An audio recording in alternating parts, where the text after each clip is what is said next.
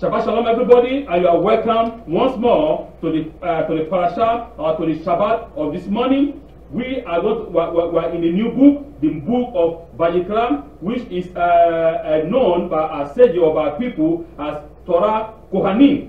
And the subtitle of the parasha of this morning, I call it self-offering. Self-offering. And there's another point I wanted to point out this morning in the temple or during the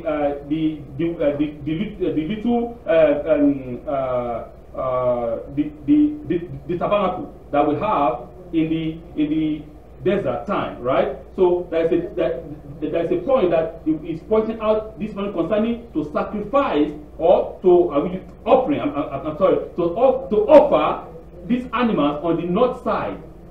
What is the meaning of the north side? Because there are different kinds of offering, but this particular offering, the burnt offering, this burnt offering is offered on the north side of the Ohel Moed. So why the Torah specify on the north side?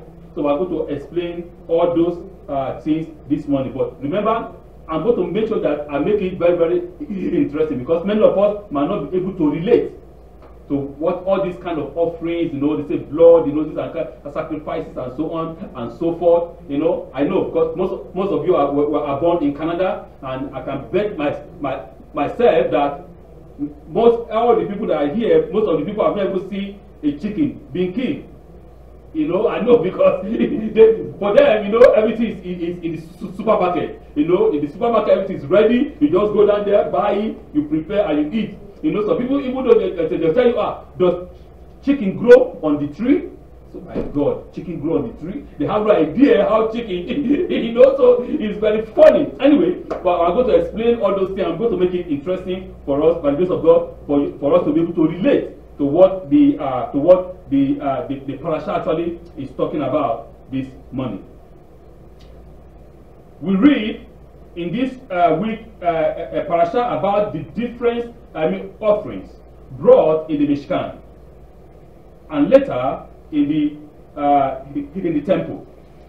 In this offering, if his offering is from the flocks, the Torah speaks now. If his offering is from the flocks, from sheep or goats, for a burnt offering, he shall slaughter it at the northern side of the Mizbeach. That is Vayikra chapter 1, verse 10 and 11. With the opening of this book, the book of Vayikra, we enter the realm of the korbanot. That I mean the realm of what is called offerings. I don't want to call it sacrifice. Offerings. The first category of korban to be discussed is the korban olah, a burnt offering, which consists of 3 types. So, before I go to those 3 types, it's technically, but I want us to understand very clear. As I said, korban does not mean sacrifice. Korban meaning to draw near. And what is this essence, to draw near? What is the meaning of this? I said yesterday during the Erev Shabbat, you are going to meet a king. A king invited you to the palace. So the question now is, do you go to the king empty-handed? No. When you go to the king, you have what? A present. Right?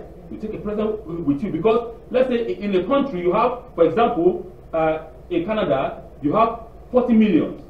And the king chooses you to come to visit his palace between that among all the 40 million people. It's a privilege.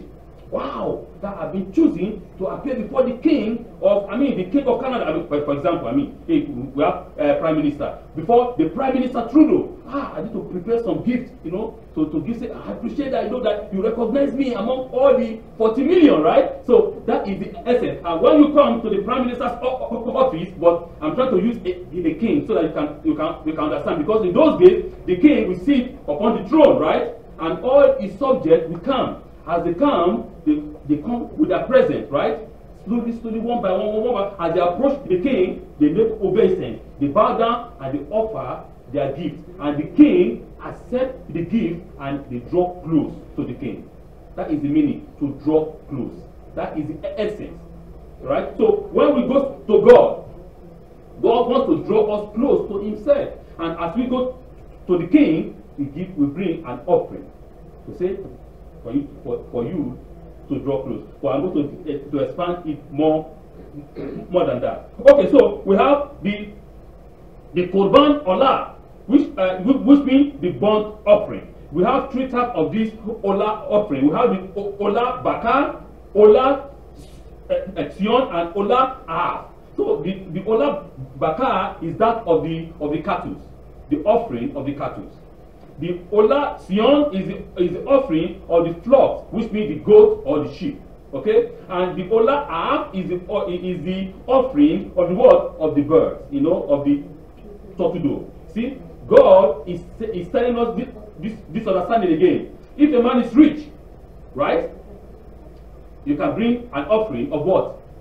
You can go and buy a cow. Only the rich man has money to buy a cow. In those days, no, you can buy a cow and bring it as an offering. Now, if a man is like in the middle class man, he doesn't have too much money like you. Okay, go and buy what? A goat or a sheep. I bring before the Lord. And if the man is not in the middle class, is on the lower class, he go bring what? The turtle dove. And even though if the man has nothing at all, there is an offering again, the offering of the wheat. You can bring, the flour. So because there are people that say, without the cleansing, without the shedding of blood, there is no forgiveness of sin. That is wrong. It's something like that in the Torah. It's a wrong message, right? So God can forgive you even though if you don't bring any blood. God can forgive you if you come with the offering of a flower. Flower doesn't have a blood. But I want us to understand one particular thing here. What combines all these four or all these things together? The cow, the sheep, the bird, and the flower. There is one single connotation that combines them all together. And what is that? The only thing that combines them together is what? Is life. Like all of them has life. Because the plant does not have blood, but it's life. That is what the Torah is saying. It's all about life. It's not about blood. No. If you don't have the money to get the blood, you can bring a flower and God will accept you. But everything, the Torah said, everything must be done, what? Willingly, voluntarily. That is the key. You are not being forced. Voluntarily. The man shall come voluntarily before the Lord. Why do you come voluntarily? Because you are convinced in your heart, in your spiritual being, in your soul that I have done wrong. So if the man is convinced that he did wrong, even though before you come unto the Lord has forgiven you. Because you are convinced already. You don't need anybody to tell you. Not like the half Torah that we read this morning. Shaul, who is arguing before the what? Before Samuel. Shaul was angry. I did what God said. I destroy everything. I obey everything. What are you obeying? You are even arguing. Instead of you to just say, oh God, I have sinned. Period. God forgive me my sin. Why do you want to argue? Why are you arguing? Are you forgetting that this is a prophet of God that God told him? Why did God say kill all of them? And this man went and killed all the poor thing and the rich one. He said them. Is that justice? The king that represents the whole country, you pity him. Maybe he has offered you some gold. He has offered you $10 billion to put in your pocket and you close your mouth. And even though the man is a killer, the man is committing all kinds of atrocity. The man is a murderer. And you say you're a prophet of God, you keep your mouth shut because the man is giving you $10 billion in your account, $100 million in your account. Okay. And the poor people in the synagogue, you shout at them, repent! But the bad one, everything is good because he sponsors the synagogue. He give money to the synagogue. Is that what God said we should do? No, absolutely no. He keep the rich one, the best one, he keep them, and the wretched one, according to the Torah, he slaughter them. That is not justice. Even though in the opposite, you should have saved the wretched one and slaughter the fat ones, because the rest one, they're not nothing, So this is the idea that the Torah is telling us about social justice, which we are going to talk about later in the bottom. So I'm going to bring this message to us very closely using Midrash, okay? Because Midrash will help us to understand what was actually happening here in the book of Vayikra.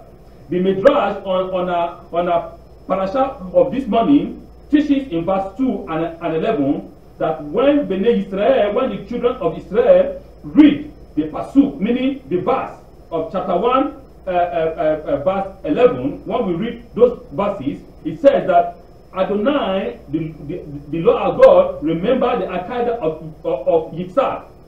Why does the halacha or the rulings of slaughtering the korban on the north side of the Mizbech specifically remember or remind Adonai of the Akedah of Yitzhak? So remember, God said that this burnt offering must be offered on the north side. So why the Torah specifically said the north side?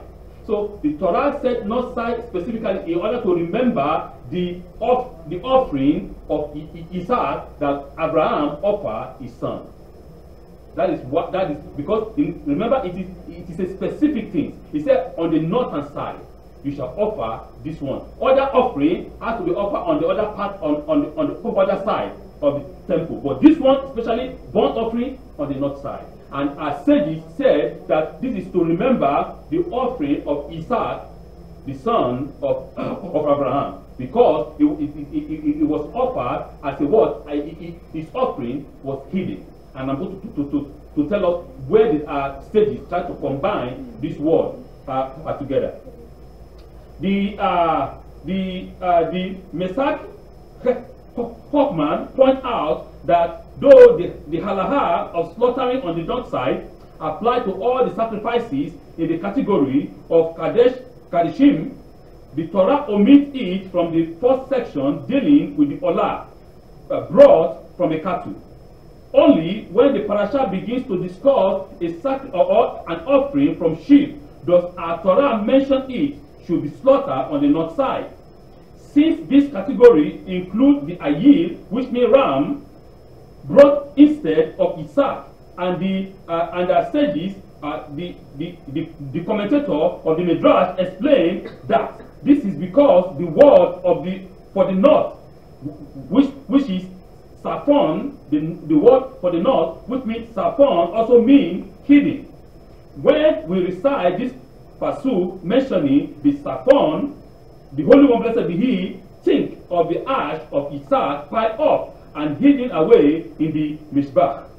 Only when the ayil, which means the sheep, are introduced, is upon introduced, referring the willingness of Isaac to self-offer himself. Okay, let me bring back all these things now. Remember, I told you the book of Vayikra is very technical, but I'm going to give us the understanding for us to understand it. When Abraham Avinu went to go and offer his son according to the commandment of God, right? God told Abraham before that in Isaac your seed shall be called, right? In Isaac your seed shall be called. That means Isaac will continue the promise that I have promised you. Good. Now, and God is saying, go and offer up your son for me. So now Abraham has a choice. Either to say, either I am crazy, or this voice I am hearing is not true. Or to say, you know what, this is God speaking, I have to obey him. Has a choice. They can say, no, I'm not going to do it. And you can say, yes, I have to do I will do it. It's his choice. So Abraham Avinu, right, now choose to do what? To obey. Reverence, obedience, to be loyal to God. Remember I talked about loyalty. To be loyal to God. He took his son and he went. Remember that Isaac, the Torah said the lad. People think that Isaac was like maybe 1 year old or 2 years old. Isaac was 37 years old. He was an adult. Can you imagine an old man saying, taking a 37-year-old man, young man, tying him, you know, and trying to slaughter him? Who can do that now? The son will say, Papa, what are you doing? Maybe I need to call the doctor. Maybe you have some issue in your head, right? But Isaac didn't say that. He was led like a sheep to the slaughter, and he offered no war. No war. He understand what his father was doing. He understand the God. When he's 37 years old, he must have seen all the miracles that God has performed through his father. He understood that perfectly well. And he rest assured, because God said, in Isaac, your seed shall be called. Right? So, if God kill me, God has to resurrect me, because I am the one that God said through me, the blessing will continue. Or the promise will continue. So God had no choice to do what? To resurrect me up. That is the point. That is the key. And he said what? He said, offer himself. Isaac. He didn't struggle with his father. Nothing. But if I go very, very deep in the Zohar gave us a very deep understanding of this. But I don't want to let us understand what is going on here. And the Torah says the sheep or the ram, I yield here, the ram was used as an exchange, right? As an exchange for Isaac. So what is God telling us here? It's all about exchange of life. It's a life. Remember, we are nefesh. They are also a nefesh. No different. You have two eyes, the ram has two eyes. You have a mouth, you have a mouth. You have a lungs, you have a lungs. Everything that we have, they all have the same thing. That is no different between us and them. The only thing that is different between us and them is the Spirit of God that we have, which they don't have. Everything that we have, they have too. No different. The life that they have is the same life that we have. The same. No different. So this is the exchange of life. Right? You take this one, I give you this one, I see this one. Everything is balanced. See, this is the idea. Remember, this idea of sacrificing on the knot, because the word saffron meaning knot. And we see here in the Ola, Sion, which is the root word here is Sion, which means the knot side. So it is a hidden thing. It's a secret which God is telling our forefathers in the time of the tabernacle. Go and offer this animal on the north side. Meaning, when you offer this animal on the north side, I remember the sacrifice or the offering of Isaac.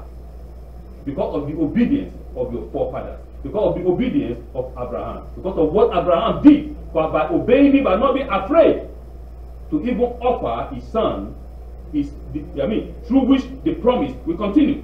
He didn't say, hey, no, you know what, God? I remember I have Ishmael. Let me go and offer Ishmael. He said, no, let me keep this one. Let me take this one. And he didn't say, oh God, no. I have some boys from Keturah. Those ones they are less special. They are not easy. But no, you took the best. That is the idea. That is the idea. You know, God said, offer me, bring me something. Say, God, I know. You know, God does not eat. God does not eat. Let me go and bring that ram. You know the ram has only one eye, and it has one leg like this. He said, this one, God is eating. God said, no, you have to bring the best for God. Bring the best, and God will do what? We accept it. So let's see. We still need to understand what it means that the ash or the ashes of Isaac are hidden and piled on the Mishbeach. In the end, Abraham didn't offer Isaac, he brought a ram instead. What are these ashes of Isaac? And further, how can the recitation of a pasuk invoke the merit of offering? This notion is also expressed in the pasuk in the book of Hosea, Prophet Hosea, chapter 14, verse 3. We can compensate our inability to actually bring bullock for sacrifice with the word of the pasukim or the verses. How does this work? how can the pasuk compensate for a mitzvah? I'm going to read the book of Hosea before I explain that. The book of Hosea chapter 14 verse 3. The book of Hosea the prophet, chapter 14 verse 3. It says, take words with you and return to Adonai. Say to him, may you forgive all iniquity and accept good intentions. And let our lips substitute for the bull. Because Assyria, none of these things will save you. He said, let our lips substitute for the bull. So, God, now, presently, we don't have a temple, right? There is no a tabernacle or no temple for us to do what? To sacrifice or to do what? To offer any offerings, right? No. But when we ask God with the service of our lips for the forgiveness of our sins, God listens and He forgives us. Right? Remember, it is all the intention. It is all about what you have inside. See, I keep on telling people, the bull or the ram or the goat or the bird that you bring, does God eat them? God doesn't eat them. It is for the Kohanim. God doesn't eat human food. Right? It is for the Kohanim. But the understanding here is that before you come before God, before you come to bring an offering to offer to God, for saying, God, forgive me my iniquity, forgive me my transgression, forgive me my sin, you have first of all convinced yourself in your heart that you did what is wrong. If you don't convince yourself, if you are not convinced, right, you cannot come and say, you know, I'm guilty of this and this, I want to come and offer this and this. No, because you're not convinced. But once and before a man is convinced, or before a man feels guilty, that man must have sacrificed himself first. That is the key. Sacrificing or self-offering yourself. I'm sorry I use the word sacrifice too much, but the idea, what I'm trying to say is to self-offer. You have self-offer yourself, first of all. I mean, you have already, the old man in you is already dead. You need a new man, a new person, a new you, not the old you. That is the idea. If a man comes before God with the old man, I mean, the sinful man, the one that is filled, you know, he doesn't, no remorse, no guilt, he comes before God and says, God, nah, I give you this. You think that God will accept that? No, because the man is filthy. He's stinking. He's even committing more sin because you stinking before the nose of God. No, that is it. But when a man self-offer himself, just like Yitzhak did, self-offer himself first in his heart, in his soul. Remember, Yeshua said, a man that loses his life shall save it. And a man that saves his life shall lose it. That is what Yeshua is talking about. When you self-offer yourself, you shall save your life. Yitzhak self-offer himself and he saved his life. I don't want to say, oh, I don't want to self-offer myself. No, I don't care. At the last day, they lose their life. Because they are proud, ego. You know, it is me, it's all about me, you know. I'm handsome, I'm beautiful, you know, everything about me is perfect. Which is a flesh. You know, so this is the core idea of the Torah, of the sacrifice itself, is for a man to self-offer himself first. And once you self-offer yourself, you now move to the next stage. And what is the next stage? The next stage is now to come physically to perform the mitzvah. To say, God, I have self-offer myself, and now I am coming to do what? To show it physically that thank you for forgiving me my iniquity. To ask for forgiveness. You know, what do? If I sin against my brother, what did I do? I go to my brother. That is the process of teshuvah, right? I go to my brother. I said to my brother, I am sorry. I am guilty. I did what is wrong. Please forgive me my iniquity. Forgive me what I did wrong. You make it specifically. You have to be specific. I did it. I'm guilty. Forgive me. I did what is wrong. And after that, what is the next step? The next step is to do what? To correct what you did wrong. And ask him, what does this sin cost you? This I did against you, it has cost you something. How can I compensate? You have to compensate. So when you compensate physically, that shows that you are sincere from your heart. And that compensation rings in your head that, oh, I don't want to commit this sin again. Because if I commit this sin again, I need to go again and compensate. Right? So that is the idea, that I don't want to do this sin again. Right? Then, what is the next step? After that, after you compensate, after you did right what you did wrong, you go to God. Say, God, my brother has forgiven me. God, forgive me. God forgive you automatically because your brother has forgiven you. Then, what is the next step? You come openly and say, everything is perfect, everything is done. Right? But somebody come and say, no, you have to do that. Just go to God. Go to any God, I don't know. Go and see, they say, oh God, forgive me. For example, you say, Chetty, forgive me. Chetty, forgive me. In your bedroom. Is Chetty hearing you in your bedroom? Chetty is not hearing you in your bedroom. You have to go to your brother to ask, because people are ashamed. Or people have ego. So they don't say, you see, that Chetty is a poor guy. You know, me, I'm a super rich man. How can I go and seek and ask, bring myself low before church and ask for Chetty forgiveness? I can't do that. Let me go to my room. Let me go to a room and pray to God to forgive me. No. Yeshua said, you have to go. And the Torah said the same thing. That is the practice of our people. You go to that person, to that guy, to that boy, to that woman, to that girl and say, I am sorry for my iniquity and I need to compensate. Do right what I did wrong, and I go to God and God will forgive me. And then you can come and offer your offering before God. That is the process. But most of us, we don't want to do that now. We go to our room and say, God, forgive me, forgive me, forgive me. I will say, that is fine. No, it's not fine. Because your brother, your sister, that you did something wrong again, is not hearing it. You have to go to him or her to actually say, you are sorry.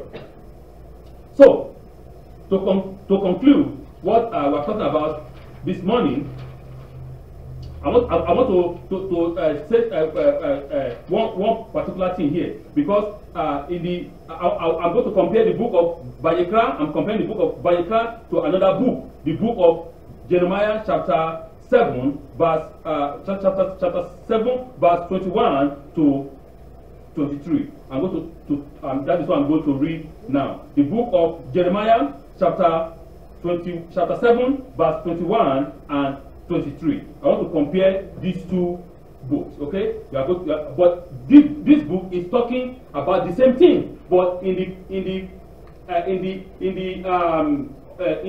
literal understanding, you think it's talking about something different. But if you go very deep, it's talking about the same thing. So I'm going to read it. The book of Jeremiah, chapter 7, verse 21 to 23. It says, "Thus said Adonai, the God of hosts, the God of Israel, add your ascent offering upon your slaughter offering and eat meal. For I did not speak to your fathers, and I did not command them on the day when I brought them out of the land of Egypt, concerning ascent offering or slaughter offerings.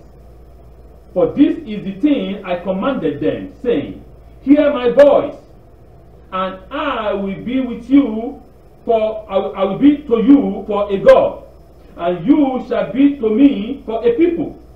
And you walk in all the ways that I commanded you, in order that it shall be well for you."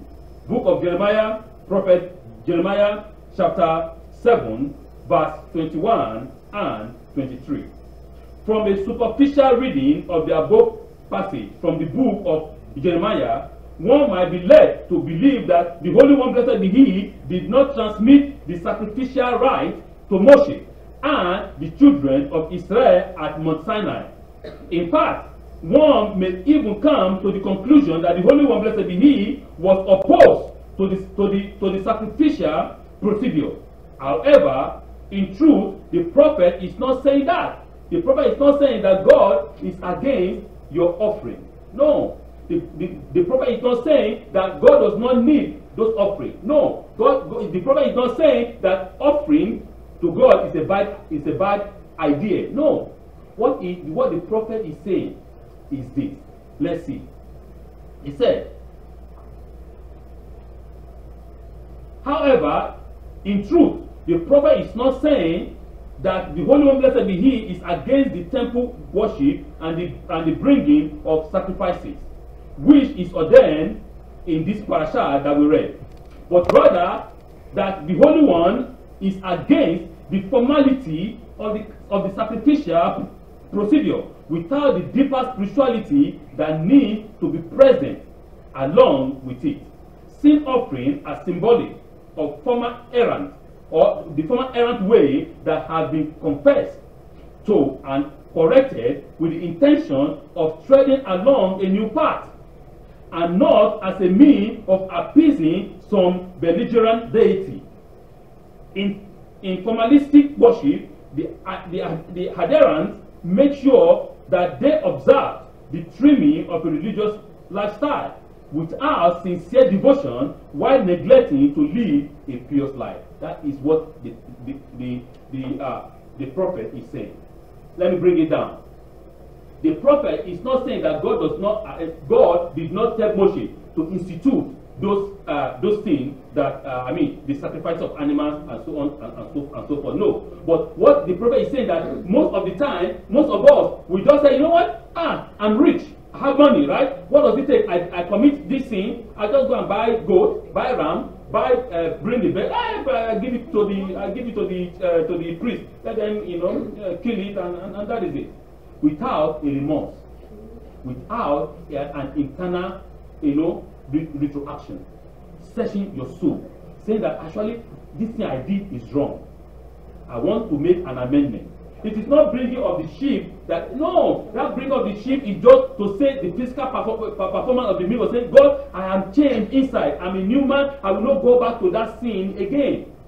Remember, if you commit an iniquity, why do you bring the animal to say, God, I'm done with committing this particular sin? Remember, tomorrow you might sin, another one, but not that old one. That old one, you will never, never, ever go back to it again. We are human beings. We can commit sin. We have flesh.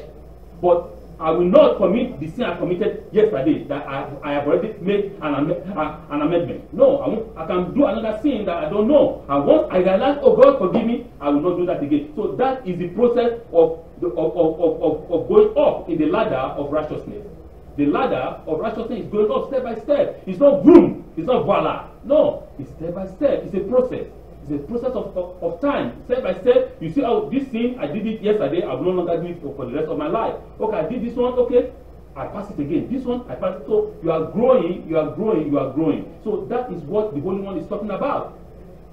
It's not you say, oh, I have all the money in the world, I can continue to sin all my life. What I need to do is just to bring a bull, bring a chicken, bring a ram. No, God will not accept that. And that's what God is saying. I did not tell your forefathers all these things, because you continue to commit sin and think that I'm going to be accepting your bull. Your bull is an insult to me. What I want from you is your soul, not those bulls. It's you making amendment, doing it right.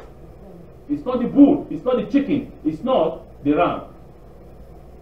To continue, we cannot honor the Holy One, blessed be He, without a sincere heart and a commitment to social justice. The Holy One, blessed be He, is concerned about social justice and care for the poor, for the underprivileged. Injustice cannot be bought off with an offering. The wrong needs to be put right. The children of Israel needs to turn from a nominal commitment to the Holy One, blessed be He, and embrace Him in a way that is only found in a personal commitment, in a personal relationship. It's not to say, hey, you know what, I can buy my way through. That is what we know now in this world.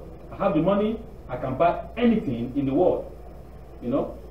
The poor man goes to jail because he cannot buy a good lawyer. He doesn't have the money for a good lawyer.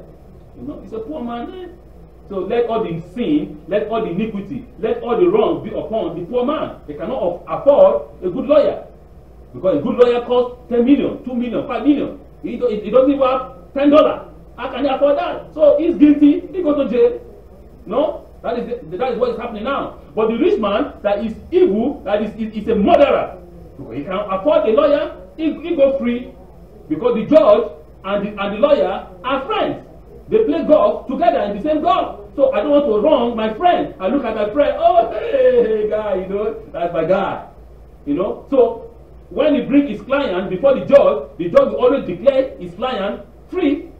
So he go free. While the poor one goes to jail, innocent man suffering. So this is what the Torah is saying. We cannot say we want to serve God, artificially, superficially, with our mouth. But our action is saying something else. He said, "Hey, hallelujah, God." As soon as you leave the synagogue, the old man, as soon as you enter, you go on the street, you take the clothes of the old man, you put it on again. Hey, I'm not that guy in the synagogue. No, I'm a different guy now. You go again. See, it doesn't make sense. So when you are coming, when you reach the gate of the synagogue, oh, you are holy. You remove the clothes of the old man, you hang it somewhere. You stay here. Wait for me. 2 hours, 1 hour. I come back and pick you up. And and you go out, you take garbage. You put the old man again, you put it on, and I'm a special guy now. So this is what the Holy One is talking about in this parasha. You have to decide. Which side are you? Do you want to serve God, to serve Him truly, or you just want to serve God, just artificially? It is your choice. So, and the one who actually established this is what? Is Abraham Avinu. So, as Apostle said, the sacrifice of the wicked is an abomination to the Holy One, blessed be He. But the prayer of the upright is delight. In the book of Proverbs, chapter 15, verse 8, we can see that the offering of a wicked man is an abomination unto the Lord. A man that is hardened, a man that doesn't want to repent, a man that doesn't want to make a change, right? Bringing cow every day to God is an abomination to God. It stinks in his nose. But the prayer of the righteous, even though that guy doesn't have money, but he comes to God with his heart, with his soul. Our Torah said, let me go first. Let me quickly go to read it before we go, before we finalize this morning. Vayikra, chapter 1. Vayikra, chapter 1, verse 2. He said, "Speak to the children of Israel and say to them, when a man among you bring an offering to Adonai from animals, from the cattle, or from the flock shall you bring your offerings." What is the meaning when a man among you bring an offering? What does it mean? When a man among you bring an offering, what does it mean? Remember, for a man to bring an offering, the man must, as first of all, self-offer himself. That is the key. Before you come unto the Lord, before you appear in the presence of the Lord, you have to self-offer yourself. You have to sacrifice yourself.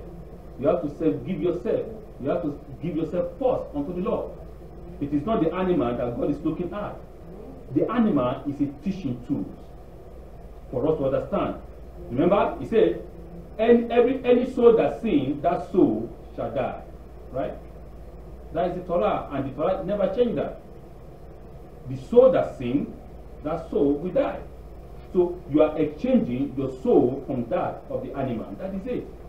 That is what all this is all about.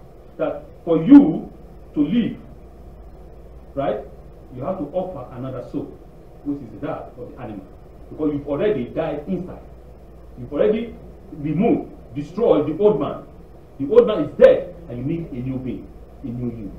Saying that I will no longer partake. I will no longer walk in my old way. I will now walk in the path, in the way of righteousness, of justice, of goodness, of mercy, of compassion. That is what God is talking about. It's nothing hard. We make it hard. We do religiosity. That is, God does not need your religiosity. God needs action. Not one step here, not two steps here, no formula. No. God is not interested in all those your formulas. God is interested in your action, your intention. What you actually bring in onto the table. Saying, God, this is me. Behold me. Have mercy on me. That is it.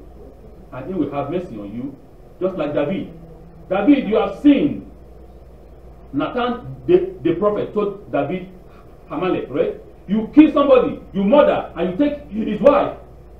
David did not come and say, oh God, no. That's not the idea. I was trying to help this lady. And that guy, I look at the woman from the window, and my heart begin to do boom, boom, boom. I said, no, I have to have this woman. And I kill the husband because I am the king. I have all the power. He didn't say that? No. He would do what? He fell down. The Torah said, collapse instantly. God have mercy on me. Forgive me. I did wrong. No? And Nathan said, God has forgiven you. But you pay the consequence. And he paid the consequence. His son died. He paid the consequence. Because people have the idea, God forgive me, no consequence. No, there is a consequence. But God has forgiven you. But Shaul, on the other side, no. He has to argue. At the end, he said, forgive me. So why don't you say forgive me in the first? Why are you arguing? Why are you? Because he is blind. He doesn't see that what he did is wrong. So the prophet had to break down. Oh yeah, I now understand I did wrong. A king, you are the head. You said the people compel you. So the people control you. Or you control the people. Which one is which?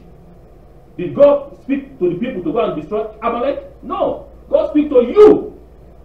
You should go and destroy the Amalek, not the people. The command is for you. And you as a king have to lead the people to perform the action. That is it. But you say, oh, it is the people, I fear them. The king fearing the people, I don't understand. So this is the idea, please.